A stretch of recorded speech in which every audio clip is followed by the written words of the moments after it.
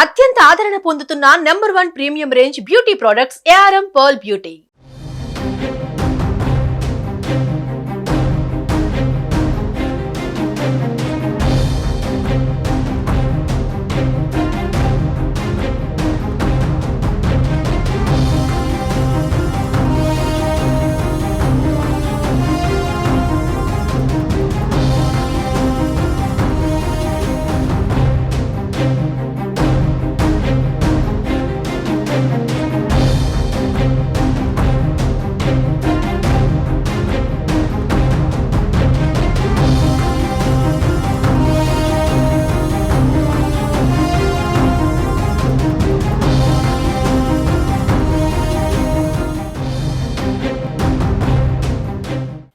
అరకు లోక్సభ స్థానం నుంచి గెలిచిన వైసీపీ ఎంపీ తనూజారాణికి ఏపీ హైకోర్టు నోటీసులు జారీ చేసింది.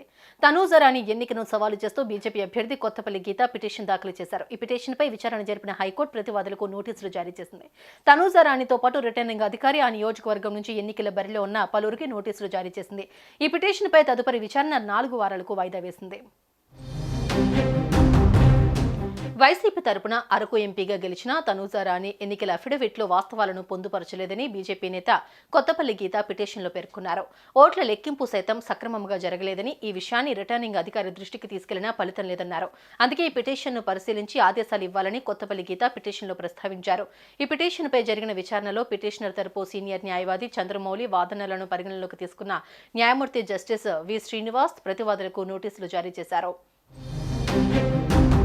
తనూజారాణి అరకు మాజీ ఎమ్మెల్యే చెట్టి పాల్గొన కోడలు. 2019 ఎన్నికల్లో పాల్గొన అరకు నుంచి వైసీపీ అభ్యర్థిగా పోటీ చేసి ఎమ్మెల్యేగా విజయం సాధించారు. 2024 ఎన్నికల్లో అరకు టికెట్ దక్కలేదు.